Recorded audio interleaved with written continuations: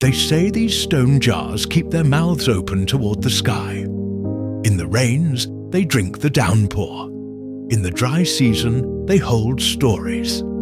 Elders used to say that some ancient tribe of demigods or warriors once brewed rice wine in them on the night of a great victory.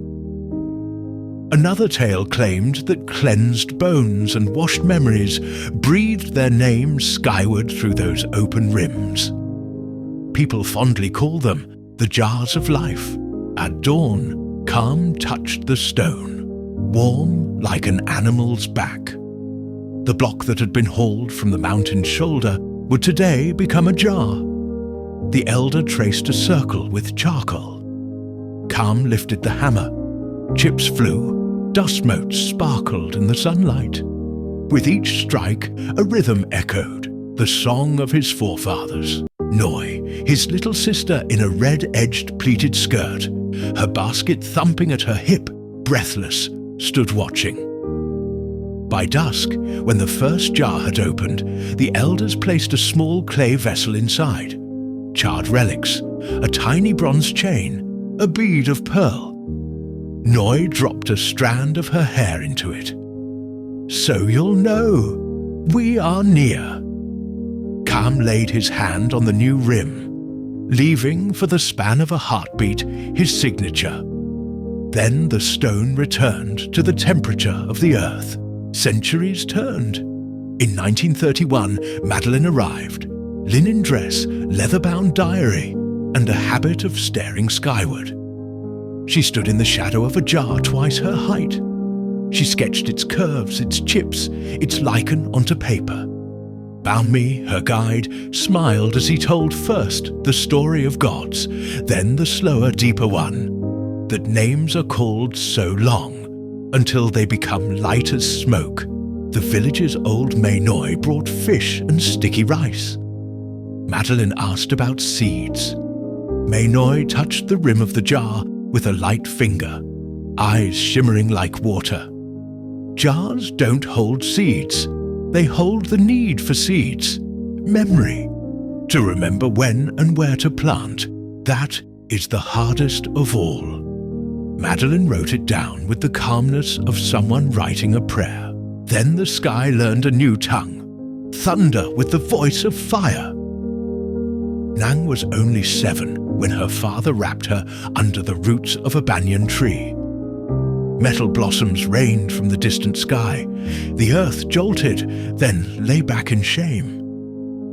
Nothing could be carried away. So by the moss-covered jar, whom Nang called the drinker, her father dug a hole, placed a beeswax-sealed pot inside, packed with rice seeds, and in straight monsoon script wrote, "Seeds for Nang. Plant only when the ground is safe." The written paper was laid to rest beneath the stone slab. "Protect them," the father whispered to the open sky. The second rain of iron fell, and they fled. For years, the way home was lost in mind's sleep and the grass of fear. Then the sky learned a new tongue, thunder with the voice of fire. Nang was only 7 when her father wrapped her under the roots of a banyan tree. Metal blossoms rained from the distant sky. The earth jolted, then lay back in shame. Nothing could be carried away. So by the moss-covered jar, whom Nang called the drinker, her father dug a hole, placed a beeswax-sealed pot inside, packed with rice seeds, and in straight monsoon script wrote, "Seeds for Nang. Plant only when the ground is safe." The written paper was laid to rest beneath the stone slab.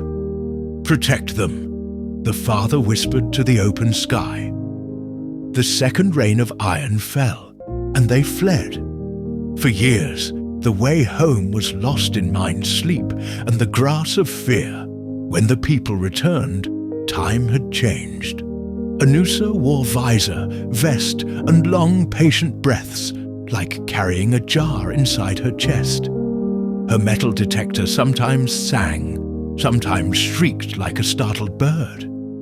She knelt, searching the earth with the tenderness of a grandmother washing yams. Amid sandbags and old tires, explosions now felt like a cough. The dust rose, then settled, and the field exhaled again. By the drinker, her boot loosened a thin stone. Beneath it lay the little pot. The beeswax seal cracked but intact. Inside, pale slender grains and a folded note. Seeds for Nang. Plant only when the ground is safe. Each word straight as a rice row. Back in the village, she asked, "Any Nang?" 3 women came. The eldest, hair white as sifted ash, her wrists still marked with a faded red thread. At the sight of the paper, her breath broke into half laughter, half sob. She looked toward the jars and slowly, carefully, spoke her father's name back to life. "Not all ground is safe," Anusa said, "but some patches are.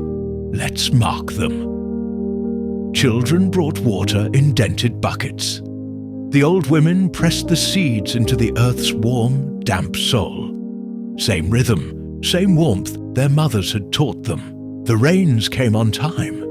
A green mist rose from the ground, gathered into leaves and turned gold.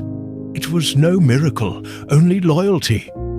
At harvest, sickles curved like pale moons through the air, knees and wrists moving with gentle waves. In the morning meal, rice was cooked sweet with palm sugar. A bowl was set on the drinker's rim. For any traveller passing by, take courage. Children ran among the jars, learning when to laugh loudly and when to listen softly to a story. And if you stand in that field and place your hand on the stone, your skin remembers an old language. Humans first look down at fertilizer, water, seed, then they lift their heads to the sky. To carry both directions together is the walk of life, and the jars, they do what they always have. Hold rain, hold memory, and sometimes guard a treasure, a promise, returned at just the right time.